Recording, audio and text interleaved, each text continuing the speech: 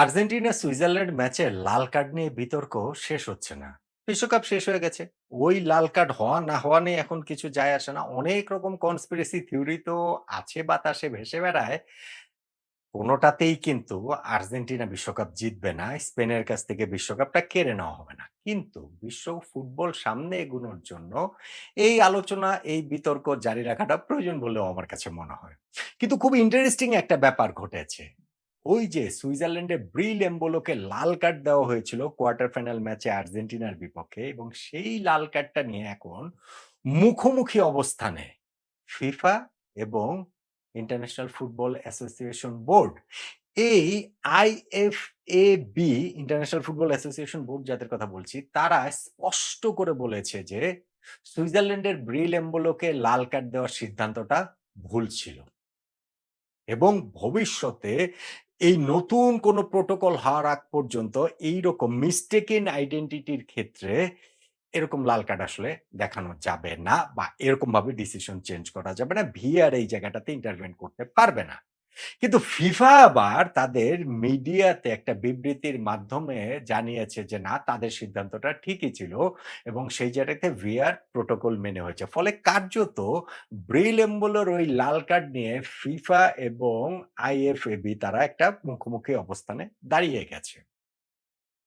আইএফএবি কে? আইএফএবি হচ্ছে গিয়ে international football association board. তাদেরই প্রণীত যে নিয়ম কানুন সেইটা অনুযায়ী কিন্তু ম্যাচ পরিচালিত হয়। ফুটবল ম্যাচ পরিচালিত হয়। বিশ্বকাপের ম্যাচও পরিচালিত হয়েছে। ফলে তারা যখন বলে যে এই ব্রিল এমবোলো লাল কার্ডটা দেখানো ঠিক হয় নাই, ভিআর এখানে যেভাবে ইন্টারভেন করেছে সেটা ঠিক হয় না, ওইটা আমলে নিতে হবে। মানে ওইটা হিসাবের মধ্যে নিতে হবে। আমি কিন্তু বিশ্বকাপ ফুটবল তো শেষ হয়ে গেছে। এখন তো আর আমাদের বিশ্বকাপ ফুটবলে আমি যেটা বলছিলাম যে কিছুতেই কিছু যায় আসে না। ওয়ার্ল্ড কাপ ফুটবল শেষে অনেক থিওরি বেরিয়েছে না যে না, ডোনাল্ড ট্রাম্প আর্জেন্টিনার ড্রেসিং রুমে গিয়েছে। আর্জেন্টিনার এবং তারা মানে ভয়ভীতি দেখিয়েছে আর্জেন্টিনা যেন বিশ্বকাপ না জেতে। আর্জেন্টিনার ফুটবলারদের ভয়ভীতি দেখানো হয়েছে। কোনোভাবেই যেন বিশ্বকাপ না তারা জিততে পারে। মানে আমি বুঝলাম না যে ওয়ার্ল্ড কাপের তার আগ পর্যন্ত একটা হিসাব ছিল যে আর্জেন্টিনাকে ফেভার করা হচ্ছে। আর্জেন্টিনাই যেন বিশ্বকাপ জিতে। আর পরবর্তীতে এসে দেখা গেল যে আর্জেন্টিনার বিপক্ষে সবকিছু চলে গেল। এগুলো অ্যাবসোলিউটলি কনস্পিরেসি থিওরি। এগুলার খুব একটা কোনো মানে পাত্তা-টাত্তা দেয়ার মতো কিছু নাই। বিশ্বকাপ ফুটবলও আবার অনুষ্ঠিত হবে না। এইটা ওই যে আফ্রিকান কাপ অফ নেশনস এ যেই ঘটনাটা ঘটেছে, মরক্কো সেনেগালের সেই ফাইনালে, যে ফাইনাল খেলার ১.৫-২ মাস পরে গিয়ে, কতদিন? অনেকদিন পরে গিয়ে সেই মহাদেশের কনফেডারেশন, তারা হচ্ছে গিয়ে আফ্রিকান ফুটবল কনফেডারেশন, তারা ঘোষণা দিয়েছে না যে না, কিসের সেনেগাল চ্যাম্পিয়ন হয়েছে? চ্যাম্পিয়ন হয়েছে Morocco. Officially Morocco champion. So এইটা মনে করার কোনো কারণ নেই যে ফুটবল বিশ্বকাপে এরকম ঘটনা ঘটবে যে স্পেনের কাছ থেকে বিশ্বকাপ কেড়ে নেওয়া হবে, আর্জেন্টিনাকে শিরোপা জেতানো বা হোয়াটএভার যেটাই হোক না কেন, বিষয়টা ওরকম না। কিন্তু আমি বলছিলাম যে এই বিতর্কগুলা, তর্ক-বিতর্ক জারি রাখাটা প্রয়োজন এবং সেইটা আসলে খুব ইন্টারেস্টিং ফুটবল খেলাটাকে সামনে এগিয়ে নিয়ে যাওয়ার জন্য। এখন ব্রিলেম্বলোর এই লাল কার্ডটার ক্ষেত্রে কি হয়েছিল? লাল কার্ডটার ক্ষেত্রে যেটা হয়েছিল যে আর্জেন্টিনার লিয়ান্দ্রো পারেদেস তাকে অ্যাপারেন্টলি ফাউল করেছেন বলে রেফারি মনে করেছেন এবং পারেদেসকে তিনি হলুদ কার্ড দেখিয়েছেন। ভিআর সেখানে ইন্টারভেন করে যে মিস্টেকেন আইডেন্টিটির ক্ষেত্রে ইন্টারভেন করতে পারে, এবং সেখানটাতে তারা ভিআর মাঠের রেফারিকে জানায় যে তুমি জিনিসটা অন ফিল্ড আবার রিভিউ করো, কেননা এখানে একটা মিস্টেকেন আইডেন্টিটি হয়েছে। মিস্টেকেন আইডেন্টিটিটা কি?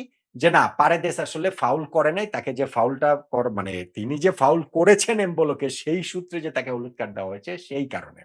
হলুদ কার্ড যদি না দেখানো হতো তাহলে কিন্তু এই জায়গাটাতে ভিআর ইন্টারভেন করার কোন রকম কোন সুযোগই ছিল না। হলুদ কার্ড যেহেতু পারেদেসকে দেখানো হয়েছে, ফলে রেফারিকে ভিআর এখানে ওই অন ফিল্ড রিভিউ করতে বলছেন এবং পাশের মনিটরে রেফারি দেখে ১ম এই এক দফা দেখাতে আসলে বোঝা গেল যে পারেদেস এমবোলোকে আসলে ফাউল-টাউল করেনি। এমবোলো এখানে একটা ডাইভ দিয়েছেন সিমুলেশন, এবং সিমুলেশনের কারণে পারেদেসের হলুদ কার্ড, পারেদেস তো ফাউল করেন নাই, ফলে তার হলুদ কার্ডটা তুলে নেওয়া হয়েছে।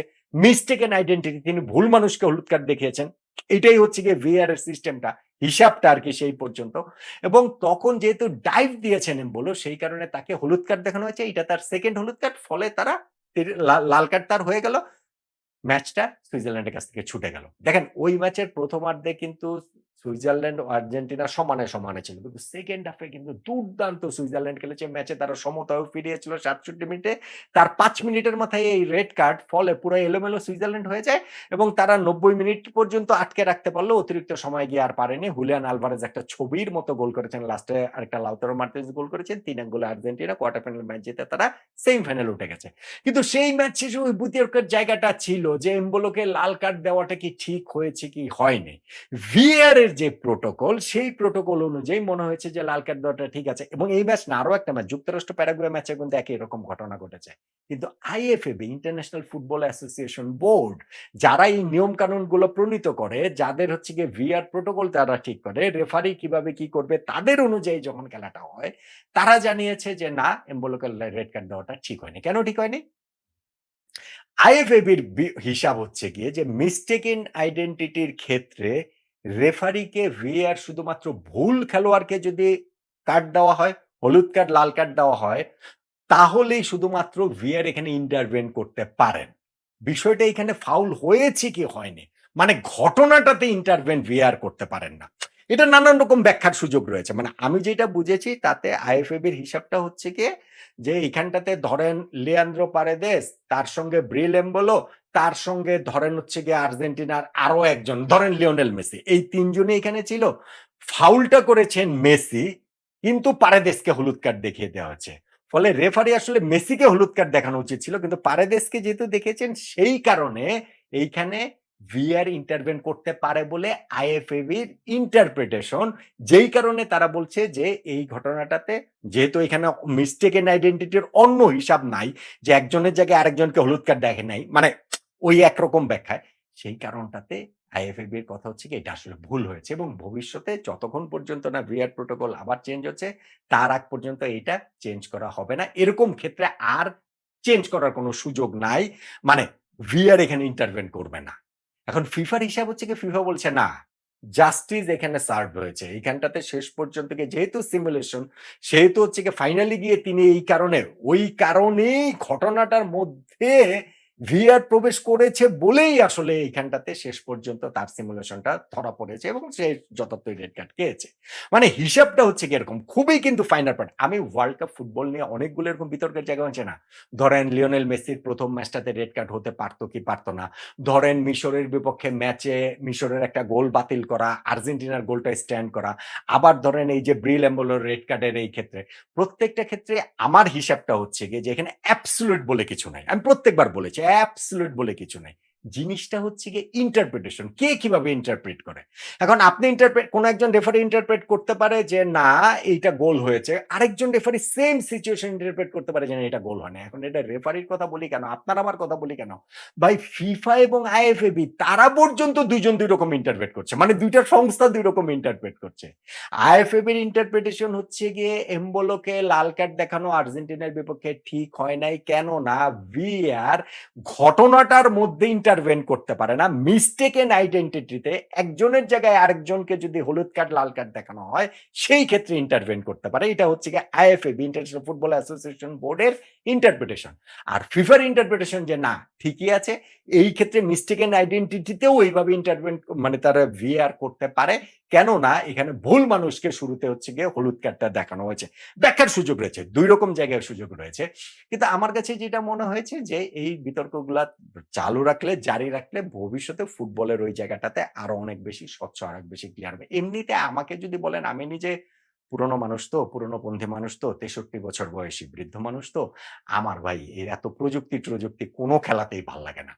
ফুটবলেও আমার এই ভিআর-টিআর এগুলাকে আমার কাছে মোটেই ভালো লাগে না। আমার ধরেন ক্রিকেটে ওই যে 4th আম্পায়ার, 3rd আম্পায়ার এই যে এত নিয়ম ভাই ঠিক আছে। ব্যাটসম্যান ভুল করে, বোলার ভুল করে, ফুটবলার ভুল করে, স্ট্রাইকার ভুল করে, ডিফেন্ডার ভুল করে, গোলকিপার ভুল করে। ঠিক তেমনিভাবে রেফারিও ভুল করতে পারে, আম্পায়ারও ভুল করতে পারে। আমার হিসাবটা এরকম। কিন্তু আমার হিসাবে তো আর ফুটবল, ক্রিকেট বা অন্যান্য খেলাধুলা চলবে না। এটা হচ্ছে গিয়ে বাস্তবতা। প্রযুক্তির এই এই এই যে ইন্টারভেনশন মানে ইন্টারভেনশন সেটা আসলে থাকবেই এবং সেই জায়গাটা আসলে আসলে সামনে এগিয়ে যাবে। আর্জেন্টিনা এই ওয়ার্ল্ড কাপের অনেকগুলা জায়গাতে তারা আসলে টু সাম এক্সটেন্ট একটু লাকি ছিলাম যেটা বলছিলাম।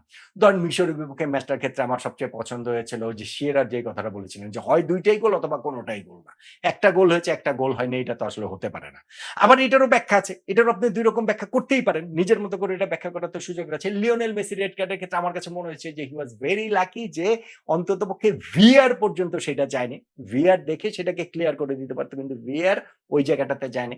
এট দ্য সেম টাইম এমবোলোর এইটার ক্ষেত্রে আমার মনে হয়েছিল ইনিশিয়াল এবং আবার আগের ভিডিও দেখলে মনে বলবেন যে ওই মিস্টেকেন আইডেন্টিটির ক্ষেত্রে এটা আমার কাছে মনে হচ্ছে যে ক্লিয়ারলি এটা আসলে সেকেন্ড ইয়েলো কার্ড এবং রেড কার্ড হয়ে যায়। কিন্তু আইএফএবি আবার যেভাবে তারা ব্যাখ্যাটা দিয়েছে, তাতে মনে হচ্ছে এখানে আসলে চিন্তার সুযোগটা রয়েছে, ভাবনার সুযোগটা রয়েছে। ও বেশ কিছু জায়গাতে এবং ওই রেড কার্ডটা যদি না হয় ওই ম্যাচে, ধরেন আইএফএবির কথা তাদের নির্দেশনা অনুযায়ী তো সবাই। তাহলে প্রবাবলি ওই ম্যাচটাতে সুইজারল্যান্ডের জয়ের চান্সটা অনেক বেশি ছিল। কেননা ওই রেড কার্ডটাই পুরো ঘটনা প্রবাহটা ঘুরিয়ে দিয়েছে। কিন্তু বিশ্বকাপটা হয়েছে।